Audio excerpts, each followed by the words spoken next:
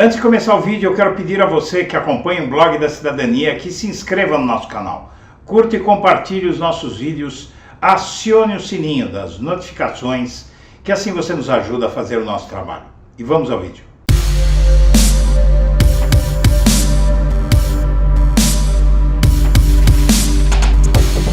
Bom dia, senhoras e senhores. Hoje é 8 de setembro de 2022, são 8 horas da manhã. Na Veja, a aposta de Lula no confronto com Ciro Gomes.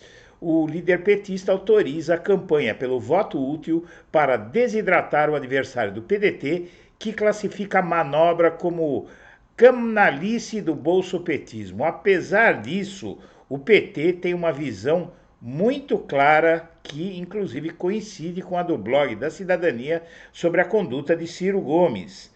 A imagem acima, a imagem que você está vendo aqui na tela, é de um diálogo entre Bolsonaro e Ciro Gomes no debate presidencial da Band e virou símbolo da campanha pelo voto útil autorizada por Lula contra adversário do PDT.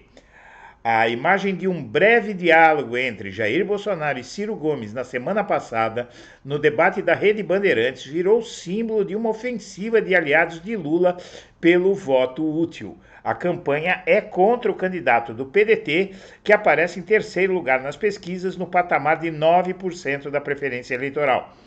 Ciro Gomes contou o que aconteceu. Por sorteio, Bolsonaro ficou do meu lado, então eu cheguei, dei um abraço afetuoso no Lula, desejei felicidades para ele no debate, cumprimentei o Bolsonaro de mão e ele falou no meu ouvido: "Ô Ciro, vai deixar o Lula voltar?" Eu disse: "Isso é problema seu, renuncia que eu derroto ele." Foi isso que eu fiz. No comitê central da campanha de Lula, projetam-se ações nas próximas 2 semanas para desidratar a candidatura do adversário do PDT. É um tipo de manobra eleitoral complexa, com riscos óbvios sempre elevados, mas o líder petista, segundo a Veja, resolveu apostar. "Não tem por que ter vergonha de tentar ganhar no primeiro turno", disse Lula aos assessores no início da semana, aparentemente com a intenção de que fosse divulgado. "Se quem tem 5% sonha em ter 40%, por que quem tem mais de 40 não pode sonhar em ter mais um tiquinho e ganhar no primeiro turno?", diz Lula. E acrescentou: "De todas as eleições que eu participei, nunca tivemos a chance de resolver no primeiro turno como temos nessas eleições. E não temos que ter vergonha de dizer isso", diz Lula. E porta-voz da Casa Branca diz que Estados Unidos vão monitorar eleições do Brasil. A porta-voz da Casa Branca, Karine Jean-Pierre, afirmou ontem, quarta-feira, 7/9, que os Estados Unidos vão monitorar as eleições brasileiras deste ano e, de acordo com ela, há confiança nas instituições democráticas brasileiras. Jean-Pierre respondeu ao questionamento da jornalista brasileira Raquel Craimbull, da Globo, em Washington. A porta-voz também destacou o histórico do Brasil com eleições livres e justas, que são conduzidas com transparência e alto índice de participação dos eleitores. Como um democrático parceiro do Brasil, os Estados Unidos acompanharão as eleições de outubro com grande interesse e, como acabo de dizer, iremos monitorá-las com a expectativa de que serão conduzidas de maneira justa, livre e com credibilidade. Na verdade, a situação é que os Estados Unidos estão monitorando muito de perto o que está acontecendo no Brasil, porque é exatamente o que aconteceu com Donald Trump nos Estados Unidos, e lá há um processo muito duro na justiça contra o Trump, uma briga da administração de Joe Biden com a defesa de Donald Trump, que é acusado de tentar um golpe no dia 6 de janeiro, com a invasão do Capitólio. E a campanha de Biden acha que aqui no Brasil Bolsonaro vai tentar a mesma coisa, e já há muito material na internet, no noticiário, mostrando que justamente Biden rechaça o golpismo de Bolsonaro, até por razões próprias. E os efeitos que a campanha de Lula espera nas pesquisas após o 7 de setembro. O tom do discurso de Bolsonaro, segundo o Globo, foi diferente daquele projetado pela campanha petista, que previa ataques aos ministros do STF e às urnas. O tom dos discursos de Bolsonaro no 7 de setembro não foi o projetado pela campanha de Lula, que esperava ataques mais duros contra as urnas e ministros do Tribunal do Supremo Tribunal Federal, o que tira votos do presidente. Os petistas avaliam, no entanto, que apesar de Bolsonaro ter mostrado apoio popular nos atos em Brasília e no Rio de Janeiro, não conseguirá votos suficientes para passar Lula. Isso porque, para eles, o chefe do executivo seguiu falando para convertidos. As últimas pesquisas feitas pelos institutos IPEC e Datafolha mostram Lula 13 pontos à frente de Bolsonaro. A nova rodada do Datafolha sai na próxima sexta-feira e já deve colher os efeitos do 7 de setembro. E, na verdade, a manifestação do Bolsonaro em Brasília, no Rio e em São Paulo se deve a uma preparação de muitos meses com o uso de dinheiro público, com inclusive transporte de manifestantes de um local para o outro. Só de São Paulo saíram mais de 300 ônibus para Brasília. Então, na verdade, esses atos de ontem foram artificiais e inflados pelo feriado de 7 de setembro, mas produziram imagens, não é? E, apesar disso, o PT acredita que essas imagens não vão virar nada para Bolsonaro.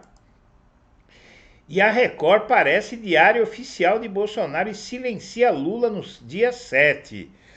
Entre as maiores emissoras de TV aberta, nenhuma fez uma cobertura do 7 de setembro tão simpática a Bolsonaro quanto a Record. O principal telejornal da emissora tratou com naturalidade o fato de o presidente usar a festa do bicentenário da independência para promover a sua candidatura à reeleição. Em momento algum, o jornal da Band observou que Bolsonaro criou uma situação totalmente atípica, tanto em Brasília quanto no Rio.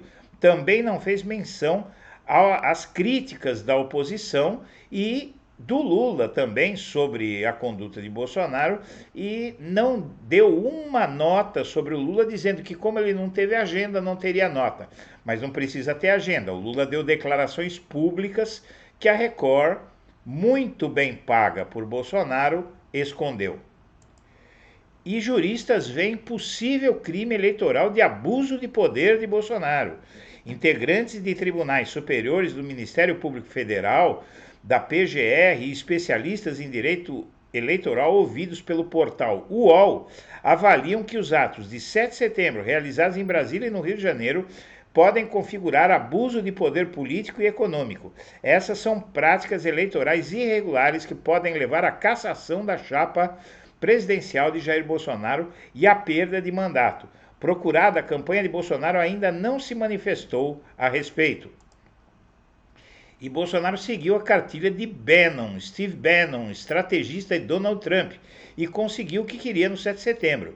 Ele conseguiu fazer comícios muito assistidos de um ato cívico. Em fevereiro de 2018, numa entrevista ao jornalista americano Michael Lewis, o guru de extrema-direita Steve Bannon explicitou com surpreendente sinceridade sua estratégia para multiplicar a mensagem do trumpismo. Os democratas não importam, disse Bannon. A oposição real é a mídia e a forma de lidar com eles é inundá-los com nossas merdas. A finalidade dessa tática, segundo outra frase de Bannon, que ficou famosa, é nunca é esclarecer ou impor a verdade. Não se trata de persuadir, e sim de desorientar. O que se viu nesse 7 de setembro foi a execução perfeita do método Bannon por Jair Bolsonaro no momento crítico da campanha eleitoral. Desde que começou a planejar a comemoração oficial dos 200 anos da independência e os atos do Rio em Brasília, o presidente sabia que precisaria deles para demonstrar força.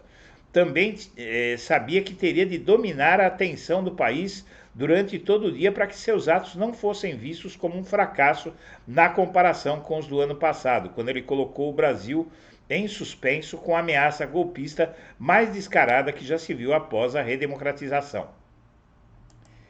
E o que fez Bolsonaro evitar os ataques às urnas no 7 de setembro? Segundo o Globo, a postura do presidente surpreendeu até ministros do seu governo. Há mais de um mês, Bolsonaro garantiu à ala política da sua campanha que não atacaria as urnas no 7 de setembro. Para a surpresa até de seus ministros, a promessa foi cumprida.